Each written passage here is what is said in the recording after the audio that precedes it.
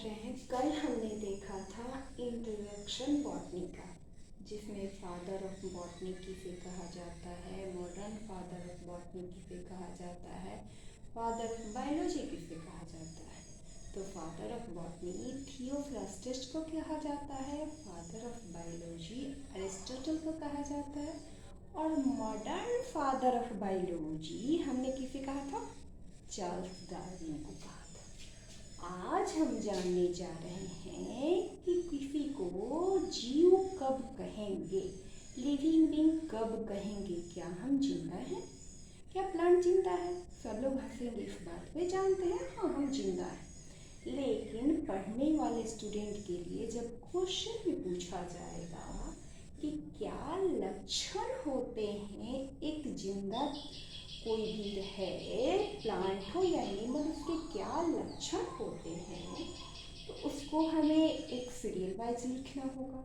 तो क्या लक्षण होते हैं जीवधारियों को, उसके बारे में हम पढ़ेंगे। यहाँ जीवधारियों को 11 लक्षण होते हैं। एक्चुअली लाइफ साइकिल सब लोग जानता है कि जन्म लेगा, फिर बड़ा होगा, फिर उसके बाद मर जाएगा। तो ये लाइफ साइकिल है। तो जो जिंदा रहेगा, प्लांट हो एनिमल हो, कोई भी इस काम को करेगा, हम भी वह काम करते हैं, तो वो तो होगा ही जिंदा है। तो अगर जिंदा कहलाना है तो प्रोटोप्लाज्म, प्रोटोप्लाज्म जो है मोस्ट इम्पॉर्टेंट पार्ट है एक लिविंग बीइंग के लिए।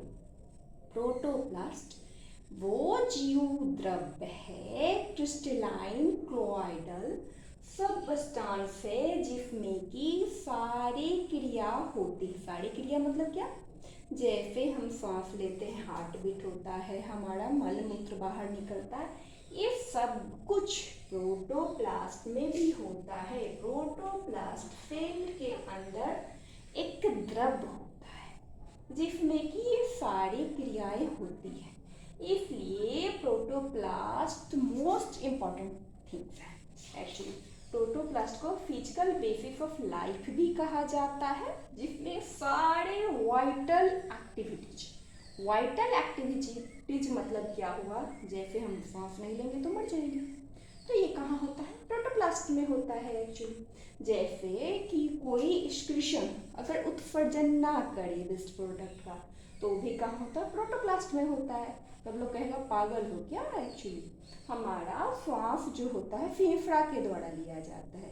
फेफड़ा तो बड़ा ऑर्गन है एक्चुअली, लेकिन वो बना हुआ तो सेल से है, और वो हर एक सेल जो है अपना रिस्पायरेशन श्वसन करता है।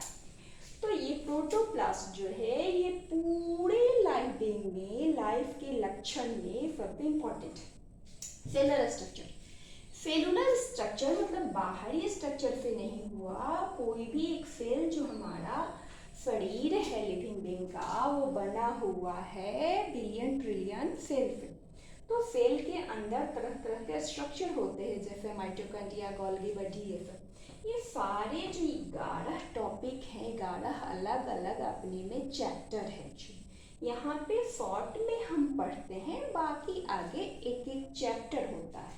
तो सेलुलर स्ट्रक्चर का भी एक चैप्टर होगा एक्चुअली।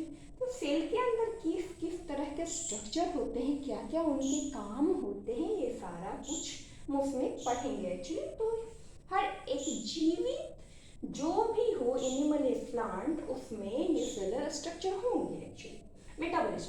मेटाबॉलिज्म मतलब कि उसके अंदर उपापचय क्रिया, मतलब कि कुछ बनेगा कुछ टूटेगा, कुछ बनेगा कुछ टूटेगा।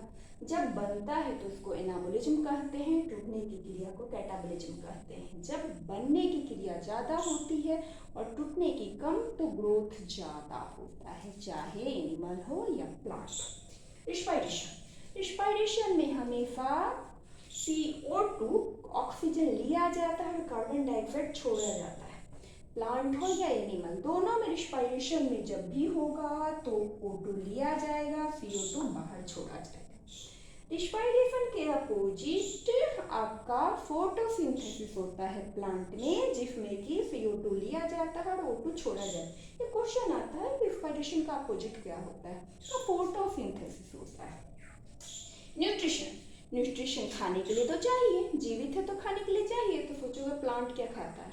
प्लांट ऑफ कोर्स, प्लांट जो है मिट्टी से खनिज लवण, पानी, हवा से कार्बन डाइऑक्साइड लेके प्लांट खुद अपना फोटोसिंथेसिस से भोजन बनाता है। हम एनिमल क्या करते हैं? प्लांट को खाते हैं, एनिमल को खाते हैं एक्चुअली का। वो एनिमल जो खाते हैं वो भी प्लांट खाता है actually.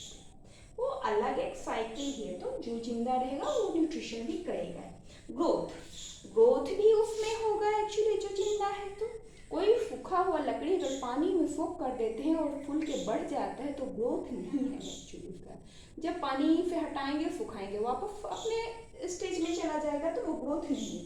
Growth is internal word, मतलब शरीर के अंदर से होता है, उसको ग्रोथ कहते हैं। रिप्रोडक्शन, अपने जैसे ही अपने नेक्स्ट जनरेशन को प्रोड्यूस करना है रिप्रोडक्शन।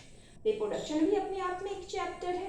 प्लांट में हम कलम लगा के करते हैं, बीज के द्वारा करते हैं। ह्यूमन में सेक्सुअल रिप्रोडक्शन होता है। बैक्टीरिया जो इन्फेक्शन हमारे शरीर में करता है वो बाइनरी फिजन से, मतलब एक से खुद आधा आधा में बढ़ के एक से दो में बढ़ के संख्या अपना बढ़ाता है एक्चुअली का। तो रिप्रोडक्शन हो गया। मामा, मूवमेंट, जो लिविंग बीइंग होगा उसमें मूवमेंट होगा, ना कि लोकोमोशन। लोकोमोशन एक जगह से दूसरी जगह जाना होता है, ये एक्सटर्नल वर्ड है, जबकि मूवमेंट इंटरनल वर्ड है, ये शरीर के अंदर होता है। जैसे हमारे आँख का ब्लिंक करना, हार्ट का चलना, रिस्पिरेटरी सिस्टम का चलना। प्लांट में वाटर का मूवमेंट हो गया आपका। प्लांट को अगर डार्क में रखते हैं तो वो जिधर से लाइट आता है उधर मूव कर जाता है, ये सब मूवमेंट है। तो एक क्वेश्चन अगर आए कि which one of the following is characteristic of living being, तो इसमें आपका मूवमेंट होगा, ना कि लोकोमोशन होगा। Sensitivity and adaptability. सेंसिटिविटी, अगर हमें पिंच चुभता है हम हाथ को हटा लेते हैं। प्लांट को भी अगर हम वहाँ पर आग लगा देंगे कुछ दूर पे तो प्लांट सूखने लगता है एक्चुअली, पत्ते उसके जो है मुरझा जाते हैं। जबकि वही कुर्सी टेबल रहेगा अगर कुछ दूर पे तो वो कुछ नहीं मुरझाएगा। तो सेंसिटिविटी होती है, मतलब कि उसके प्रति रिएक्शन, प्रति संवेदनशीलता दिखाता है, वो जिंदा है। बहुत से लोग होते हैं उनको कोई फर्क नहीं पड़ता है, तो उनको मुर्दा ही मान लिया जाए, क्योंकि उनमें कोई सेंसिटिविटी, संवेदनशीलता दूसरे के लिए नहीं है, तो मुर्दा ही माने जाएंगे। एडेप्टेबिलिटी, जैसा सिचुएशन रहे वैसा एडेप्ट कर लेता है, या तो प्लांट हो या ह्यूमन हो। प्लांट मरुस्थल में भी उगता है, यहाँ भी उगता है कैक्टस। हम ह्यूमन बीइंग है, कोई कितना भी दुख दे दे, कितना भी प्रॉब्लम दे दे एक्चुअली, फिर भी हम एडेप्ट करने की कोशिश करते हैं एक्चुअली। अगर नहीं एडेप्टेशन मिला तो फिर फाइनली हम मूव आउट कर जाते हैं एक्चुअली। तो जो जिंदा है उसमें एक गुण रहेंगे। एक्सक्रीशन, जो